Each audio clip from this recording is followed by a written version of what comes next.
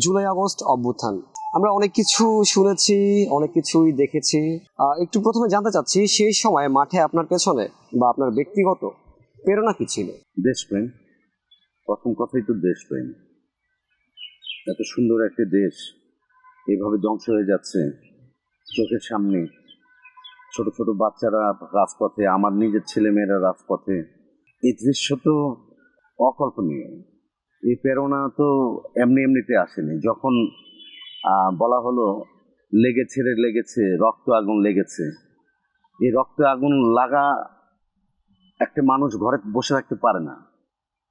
এই একটা অবৈধ স্বৈরাচার সরকারের পতনের জন্য তখন তো আর পিছনে ফিরে থাকার কোনো সময় নেই। এবং এই গুলি বলেন, সাউন্ড গ্রেনেড বলেন, মামলা বলেন, হামলা বলেন, এগুলি তুচ্ছ ছিল এই আন্দোলনের যে পরিস্থিতি হয়েছিল।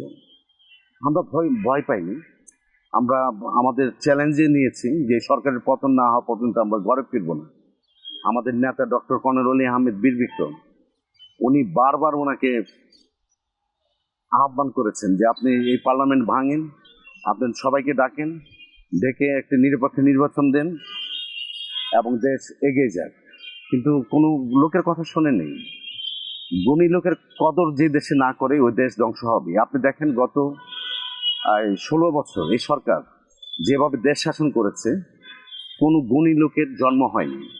শিক্ষাঙ্গনে বলেন, বিচার বিভাগে বলেন, ক্রীড়াঙ্গনে বলেন, আপনার এই চিকিৎসা সেক্টরে বলেন, কোনো একজন ভালো গুণী লোক জন্ম হয়েছে?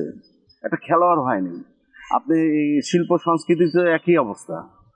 সবার কন্ট্রোল করে এই সরকার, এই একটা পরিবার এই দেশ চালিয়েছিলেন। আমি বলবো একটা পরিবার, এই পরিবার এই দেশকে কত পিছিয়ে দিয়েছে, মানে যা এখন আমরা টের পাচ্ছি। আমাদের মেরুদণ্ড ভেঙে দিয়েছে, দেশকে একটি ধ্বংস শেষ পর্যায়ে নিয়ে গিয়েছে।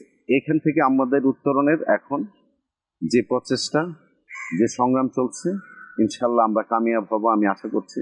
18 কোটি মানুষ ঐক্যবদ্ধ আছে এবং আমরা মাথা উঁচু করে এই দেশকে সারা বিশ্বে সুন্দর একটি জায়গায় অবস্থান করার জন্যই আমরা অভ্যুত্থান করেছি।